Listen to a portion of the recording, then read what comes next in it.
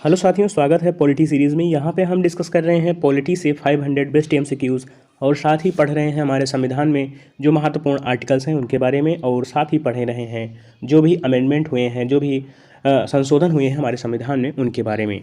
तो आइए देखते हैं आज का हमारा पहला क्वेश्चन क्या है। यहाँ पे पहला क्वेश्चन निकल के आता है, लोकसभा का सदस्य बनने के लिए आपकी न्यूनतम आयु कितनी होनी चाहिए। तो लोकसभा है जो, इसके लिए आपकी न्यूनतम आयु होनी चाहिए 25 वर्ष। 25 वर्ष होनी चाहिए लोकसभा सदस्य के लिए। और लोकसभा का उल्लेख जो मिलता है हमारे भारतीय संविधान में, वह आर्टिकल 81 अनुच्छेद 81 में मिलता है लोकसभा। और दूसरी होती है राज्यसभा।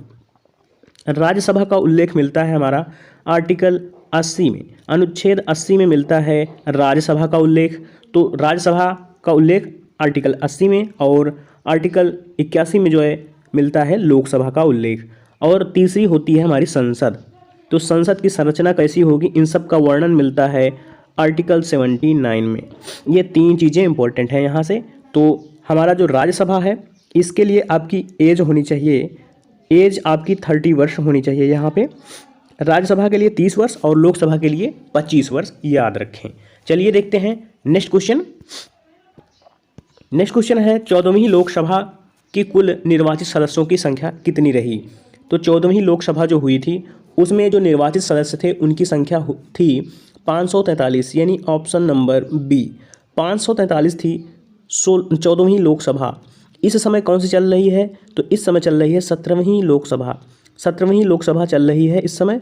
और इसमें अधिकतम कितने सदस्य चुने गए हैं, तो यहाँ पे इस वर्ष जो है अधिकतम सदस्य चुनकर आए हैं 545 सदस्य चुन के आए हैं। जबकि लोकसभा में अधिकतम सदस्यों की संख्या कितनी चुनी जा सकती है, तो अधिकतम 552 सदस्य चुने जा सकते हैं। और 17वीं लोकसभा जो है हमारी, यह 2019 से शुरू हो रही है, 2019 से शुरू हुई है और 2024 तक चलेगी। यानी कि 5 वर्षों का कार्यकाल होता है राज्यसभा का, लोकसभा का। राज्यसभा का कार्यकाल 6 वर्षों का होता है। तो यहाँ पे ऑप्शन नंबर बी सही है। लोकसभा के अधिकतम सदस्यों की संख्या पूछें तो यहाँ पे आंसर होगा 552। और 17वीं लोकसभा में कितने सदस्य चुने गए, तो यहाँ पर 545 सदस्य चुनकर आए हैं 17वीं लोकसभा में। 17वीं लोकसभा के जो हमारे पीएम हैं श्री नरेंद्र मोदी हैं। तो इस क्वेश्चन से इतनी जानकारी मिलती है, जो हमारी 17वीं लोकसभा है इसमें किस पार्टी ने सर्वाधिक अच्छा प्रदर्शन किया, तो बीजेपी को यहाँ पे मिली हैं 303 सीटें। 303 सीटें बीजेपी को मिली हैं 17वीं लोकसभा में। आइए देखते हैं नेक्स्ट क्वेश्चन। नेक्स्ट क्वेश्चन है हमारा, संविधान द्वारा परिकल्पित लोकसभा की अधिकतम संख्या कितनी हो सकती है।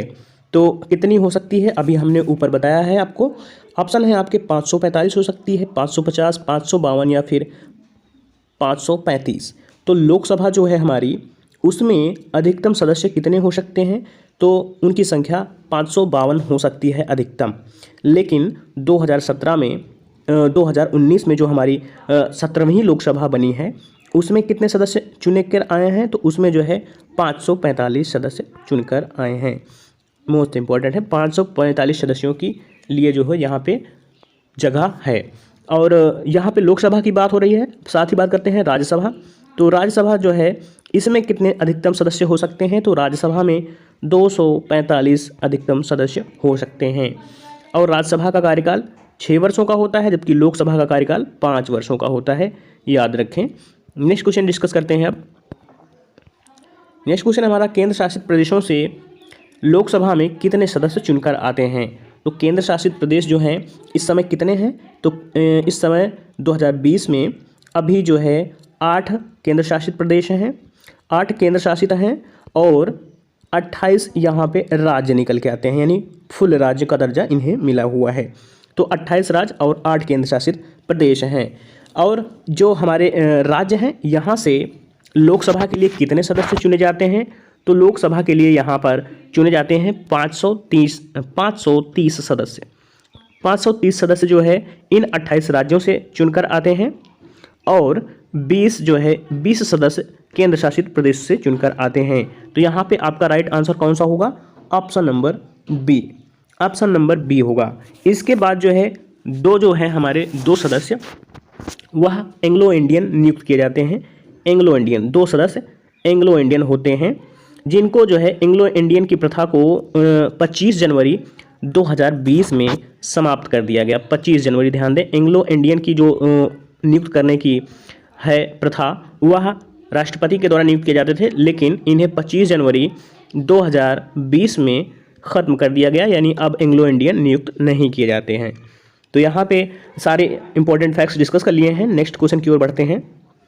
नेक्स्ट क्वेश्चन है हमारा, आपातकाल की उद्घोषणा के दौरान परिचालन में लोकसभा की अवधि अधिकतम कितने वर्ष बढ़ाई जा सकती है? यानी आपातकाल यदि लागू है तो यदि लोकसभा का कार्यकाल खत्म होने वाला है तो कितने वर्षों के लिए यह कार्यकाल बढ़ाया जा सकता है एक बार में? यहाँ पे आपके ऑप्शन है 2.5 वर्ष, 1 वर्ष या फिर 1.5 वर्ष या फिर राष्ट्रपति के विवेक पर निर्भर करता है। तो इस क्वेश्चन का राइट आंसर होगा ऑप्शन बी। ऑप्शन बी होगा, एक बार में लोकसभा का कार्यकाल केवल 1 वर्ष के लिए बढ़ाया जा सकता है। बात करें आपातकाल की, तो आपातकाल हमारा जो है आर्टिकल 352 से लेकर 360 तक उल्लेखित है। यहाँ पे 352 जो है यह राष्ट्रीय आपात है, ठीक है, 352 राष्ट्रीय आपात है। वहीं 356 जो है 356 यह है आंतरिक जो है व्यवस्था गड़बड़ हो जाने के कारण यहाँ पे राष्ट्रपति शासन लगाया जाता है, राष्ट्रपति शासन लगाया जाता है। और थर्ड आपातकाल जो डिस्कस किया गया है वह है वित्तीय आपात। तो वित्तीय आपात आर्टिकल 360 में डिस्कस है। 3 प्रकार के जो है यहाँ पे हमें देखने को मिलते हैं आपातकाल। एक बार में लोकसभा का कार्यकाल मात्र 1 वर्ष के लिए बढ़ाया जा सकता है, याद रखें। बढ़ते हैं नेक्स्ट क्वेश्चन की ओर। नेक्स्ट क्वेश्चन है हमारा, भारतीय संविधान की कौन सी विशेषता अमेरिकी संविधान से नहीं ली गई है? तो इस क्वेश्चन का राइट आंसर है आपका ऑप्शन बी। जो एकल नागरिकता प्रावधान है वह ब्रिटेन के संविधान से लिया गया है। साथ ही बात करते हैं प्रस्तावना की, तो प्रस्तावना की जो भाषा है, प्रस्तावना की भाषा वह ऑस्ट्रेलिया के संविधान से ली गई है, ऑस्ट्रेलिया के संविधान से ली गई है, ठीक है। और जो हमारा ये न्यायिक समीक्षा है और मौलिक अधिकार, ये दोनों जो है लिए गए हैं अमेरिकी संविधान से। अमेरिका की बात कर लें तो अमेरिका जो है विश्व का पहला जो है ऐसा देश है जिसने विश्व को लिखित संविधान प्रदान किया। पूरे विश्व को सबसे पहले लिखित संविधान किसने प्रदान किया? अमेरिका ने। नेक्स्ट क्वेश्चन देखते हैं अब।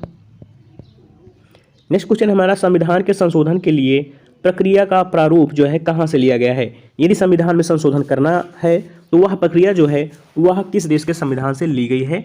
यूएसए के, रूस के, दक्षिण अफ्रीका के, कनाडा के संविधान से।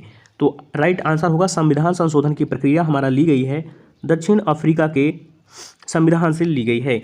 और यहाँ पे जो संविधान संशोधन है यह किस आर्टिकल में उल्लेखित है? तो इसके लिए आर्टिकल है हमारा आर्टिकल 368। आर्टिकल 368 है, अनुच्छेद 368। और इसके लिए जो भाग है किस भाग में उल्लेखित है? तो भाग जो है 20 है। संविधान के भाग 20 में अनुच्छेद 368 में संविधान संशोधन की प्रक्रिया उल्लेखित है, जो कि ली गई है कहाँ से? दक्षिण अफ्रीका के संविधान से, याद रखें। नेक्स्ट क्वेश्चन डिस्कस करते हैं। नेक्स्ट क्वेश्चन है, भारतीय संविधान में संघीय प्रणाली की अवधारणा निम्न में से कहाँ से ली गई है? तो संघीय प्रणाली कहाँ से ली गई है? आपकी संघीय प्रणाली निकल के आती है कनाडा के संविधान से। राइट आंसर है यहाँ पे कनाडा के संविधान से, ऑप्शन नंबर डी सही है। नेक्स्ट क्वेश्चन देखते हैं। नेक्स्ट क्वेश्चन है हमारा, भारतीय संविधान में मौलिक कर्तव्यों की अवधारणा किस देश से ली गई है? जो मौलिक कर्तव्य जोड़े गए हैं वह कहाँ से लिए गए हैं? मोस्ट इंपॉर्टेंट क्वेश्चन है। तो मौलिक कर्तव्य यूएसए से लिए गए हैं, रूस से, दक्षिण अफ्रीका या फिर कनाडा से लिए गए हैं। यहाँ पे ऑप्शन नंबर बी सही होगा। देखिए 2 चीज़ें हैं यहाँ पे, एक है मौलिक अधिकार हैं और एक मौलिक कर्तव्य हैं। तो जो मौलिक अधिकार हैं, अधिकार की बात करता है हमारा यूएसए का संविधान। यूएसए के संविधान से अधिकार लिए गए हैं, अधिकार लिए गए हैं, मौलिक अधिकार।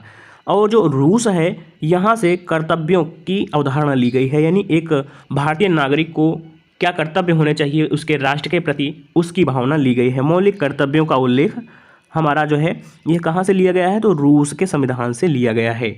इसके बारे में थोड़ा हम जान लेते हैं। यह जो है 42वें संविधान संशोधन के तहत आया था। 42वें संविधान संशोधन के तहत क्या होता है? तो सरदार स्वर्ण सिंह समिति जो है गठित होती है, सरदार स्वर्ण सिंह समिति गठित होती है। स्वर्ण सिंह जो समिति आती है उसी की अनुशंसा पर यहाँ पे हमारे संविधान के भाग 4 के ए में जो है 4 के ए में और आर्टिकल 51 के जो है ए में रखा गया है। 4 का ए 51 का फर्स्ट यहाँ पे रखा गया है हमारे मौलिक कर्तव्यों को। अनुच्छेद 51 के ए में रखा गया है और भाग की बात करें तो भाग है हमारा भाग 4 का किसकी सिफारिश पर? सरदार स्वर्ण सिंह समिति की सिफारिश पर 1976 में हमारे संविधान के भाग 4 के 51 के का आर्टिकल में जो है मौलिक कर्तव्यों को रखा गया है, जो कि रूस के संविधान से लिए गए हैं। नेक्स्ट क्वेश्चन डिस्कस करते हैं। भारतीय संविधान में 10 प्रावधानों को निम्नलिखित में से कहाँ से लिया गया है? तो ये 10 प्रावधान जो लिए गए थे ये कहाँ से लिए गए थे? आपका राइट आंसर होगा जर्मनी के संविधान से लिए गए थे। जर्मनी ऐसा क्या था इसमें?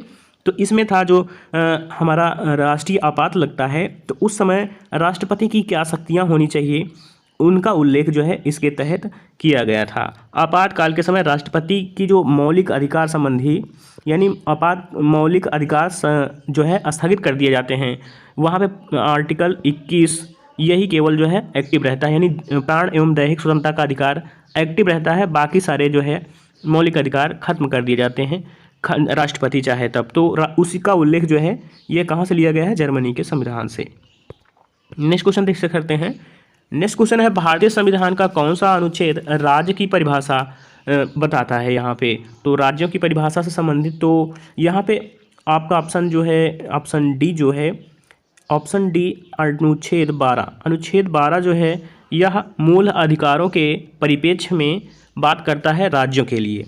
यह मूल रूप से राज्यों के लिए नहीं लिखा गया है, लेकिन यह मूल अधिकारों के दृष्टि से मूल अधिकारों से संबंधित है, जो कि राज्यों की बात करता है। तो इसमें जो है ऑप्शन नंबर डी सही होगा, अनुच्छेद 12 यहाँ पे अनुच्छेद 12 से 35 तक क्या है हमारा? अनुच्छेद 12 से 35 तक क्या निकल के आता है? मौलिक अधिकार, मूल अधिकार दिए गए हैं, यहाँ पे अधिकार दिए गए हैं, ठीक है। 12 से 35 तक मूल अधिकार दिए गए हैं और यह किस भाग में है? तो भाग 3 है इसके लिए। मौलिक अधिकारों के लिए भाग 3 12 से 35 तक अनुच्छेद दिए गए हैं। आइए देखते हैं नेक्स्ट क्वेश्चन। नेक्स्ट क्वेश्चन है हमारा कौन सा संगठन राज्यों की परिभाषा में नहीं आता? IDBI है, यहाँ पे CSIRT है, CSIR है, NCERT है और ONGC है। तो आपका राइट आंसर होगा option number C, NCERT। NCERT जो है यह हमारा राज्यों की परिभाषा में नहीं शामिल है। राज्यों की परिभाषा में NCERT का उल्लेख नहीं है। नेक्स्ट क्वेश्चन देखते हैं। अनुच्छेद 2 किससे संबंध रखता है? तो ध्यान दीजिएगा, आर्टिकल 1 से लेकर 4 तक जो है यह राज्यों से संबंधित हैं। भारत में जो संघ राज्य हैं उनका उल्लेख दिया गया है। तो वहीं से यह क्वेश्चन है, अनुच्छेद 2 किससे संबंधित है? मौलिक कर्तव्य से, देश के नाम से, नए राज्यों की स्थापना या फिर नागरिकता से। तो ऑप्शन नंबर जो सी दिख रहा है आपको यहाँ पे, नए राज्यों की स्थापना, यह संबंधित है किससे? अनुच्छेद 2 से। अनुच्छेद 3 जो है हमारा वह किससे संबंधित है? तो जैसे नए राज्य बनाने जाना है तो उसकी प्रक्रिया क्या होनी चाहिए संसद में, उसे कैसे क्या करना चाहिए, उनका उल्लेख दिया गया है। सीमा में चेंजेस करना है तो उसका उल्लेख अनुच्छेद 3 में दिया गया है। तो संघ राज्यों का उल्लेख भाग 1 में दिया गया है, आर्टिकल 1 से 4 तक। नेक्स्ट बात करते हैं क्वेश्चन की। तो नेक्स्ट क्वेश्चन आता है हमारा, राज्य पुनर्गठन समिति कब नियुक्त की गई है? यहाँ पे राज्य पुनर्गठन आयोग की बात नहीं की जा रही कि कब पास हुआ, यहाँ पे समिति की बात की जा रही है, समिति कब नियुक्त की गई थी। तो राज्य पुनर्गठन समिति 1952 में, 1955, 1958 या फिर 1953 में गठित की गई थी। तो 1953 जो है हमारा, 1953 में यहाँ पे न्यायाधीश जो है फजल अली निकल के आते हैं। फजल अली की अध्यक्षता में यहाँ पे एक नियुक्त गठित की जाती है समिति। उस समिति ने अपनी रिपोर्ट जो है कब प्रस्तुत करी थी? 1955 में। 1955 में उस समिति ने रिपोर्ट प्रस्तुत की और 1956 में राज्य पुनर्गठन आयोग संसद से पास हो गया, संसद से पास हुआ 1956 में। तो यहाँ पे जो राइट आंसर होगा 1953 में समिति गठित होती है फजल अली की अध्यक्षता में और 1955 में इस फजल अली समिति ने अपनी रिपोर्ट जो है दर्ज की, रिपोर्ट पेश की और 1956 में यह राज्य पुनर्गठन आयोग का जो बिल है यह संसद में पास कर दिया जाता है। तो राज्य पुनर्गठन आयोग जो है 1956 में जो बिल पास हुआ तो उसके लिए 1956 है, और समिति कब गठित हुई तो समिति 1953 में गठित हुई। याद रखें, राज्य पुनर्गठन आयोग 1956 में पास हुआ। आर्टिकल है 1956 के लिए, यहाँ पे मोस्ट इंपॉर्टेंट है। नेक्स्ट क्वेश्चन डिस्कस करते हैं। भारत में सहकारी समितियों द्वारा मुख्य रूप से किस क्षेत्र में कार्य किया जाता है? कॉर्पोरेट घराने के लिए काम किया जाता है? तो कॉर्पोरेट घराने के लिए नहीं काम किया जाता। औषधियों से संबंधित नहीं, ऐसा कुछ नहीं है। बिजली से भी नहीं है। जो कॉर्पोरेट है, सहकारी समितियां हैं, यह जो है कार्य करती हैं कृषि से संबंधित, यानी कृषि से संबंधित जो नई नीतियां हैं, जो भी नए नियम प्रतिपादित किए जाते हैं, कृषि में क्या बदलाव होने चाहिए, इन सभी के लिए जो है सहकारी समितियां गठित होती हैं और उनकी देखरेख में जो है कृषि से संबंधित सभी नियम कानून बनाए जाते हैं। ऑप्शन नंबर डी सही होगा। सहकारी समितियां जो है मुख्य रूप से कृषि यानी फार्मिंग के लिए कार्य करती हैं। नेक्स्ट क्वेश्चन डिस्कस करते हैं। वर्गीज कुरियन निम्नलिखित में से किससे संबंध रखते हैं? वर्गीज कुरियन हरित क्रांति से, सफ़ेद क्रांति से, और नीली क्रांति से, या फिर पीली क्रांति से? तो राइट आंसर आपका कौन सा हो जाएगा यहाँ पे? वर्गीज कुरियन मोस्ट फेमस है। ये है संबंध किससे रखते हैं? यह संबंध रखते हैं सफ़ेद क्रांति से, व्हाइट रिवोल्यूशन। यह जो है ऑपरेशन फ्लड था। ऑपरेशन फ्लड दुग्ध उत्पादन क्षमता को बढ़ाने के लिए जारी किया गया था, और इसके जनक कौन कहे जाते हैं? तो वर्गीज कुरियन को कहा जाता है।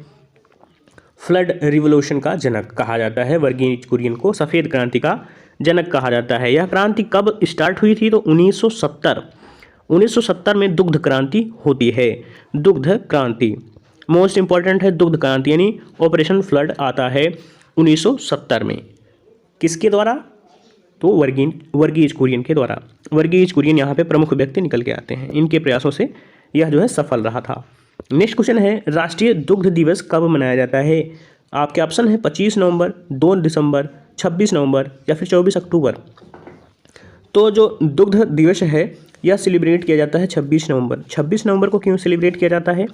क्योंकि 26 नवंबर 1921 में वर्गीज कुरियन का जन्म होता है केरल के कोझिकोड में, और उन्हीं के जन्मदिन के अवसर पर यहाँ सेलिब्रेट किया जाता है राष्ट्रीय दुग्ध दिवस। 26 नवंबर को सेलिब्रेट किया जाता है राष्ट्रीय दुग्ध दिवस।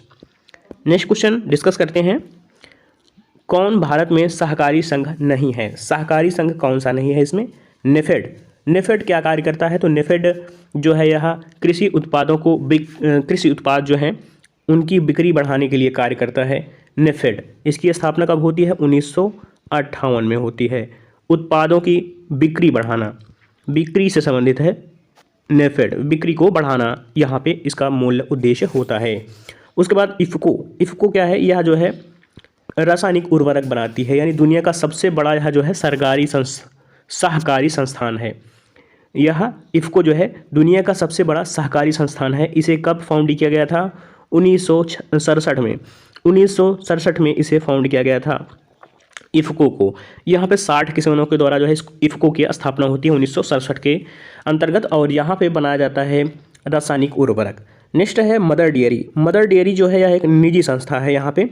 तो इसका जो राइट आंसर है कौन सा सहकारी संघ नहीं है?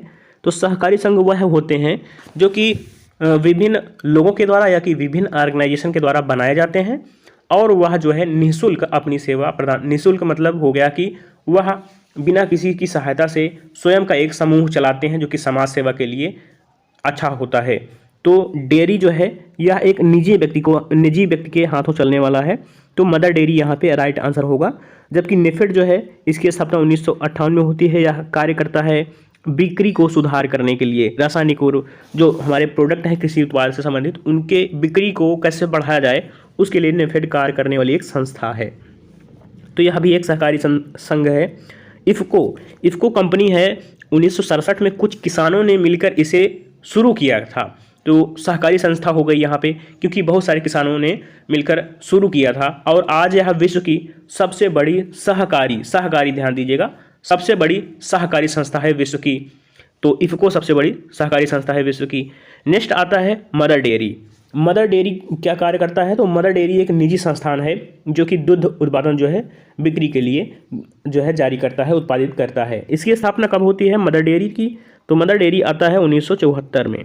1974 में फाउंड किया जाता है मदर डेयरी। नेक्स्ट है क्रिब्को।